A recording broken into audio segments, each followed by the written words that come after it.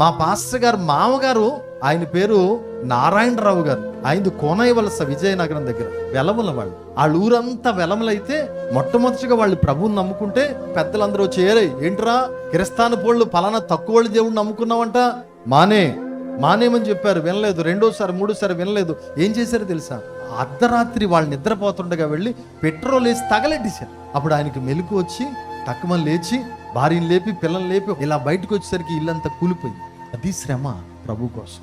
అలాంటి శ్రమ నీకేమన్నా ఉందా? యేసు ప్రభు నమ్ముకుంటే సింహాల బోన్లో వేశారు, రంపాలతో కోశారు, మేక చర్మాలు ధరింపజేసి పులిబోనుల్లో వేశారు, క్రైస్తవ దీపాలు వెలుగుతున్నాయని స్తంభాన్ని కట్టి నిప్పెట్టారు.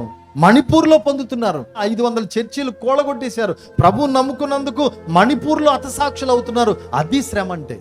కడుపు నొప్పి వచ్చింది, నాకు దేవుడు ఏం చేశాడు, కాలు నొప్పి వచ్చింది, నాకు దేవుడు ఏం చేశాడు. ఇంకా ఇదేం భక్తిరా బాబు, నాకు అర్థం కాదు.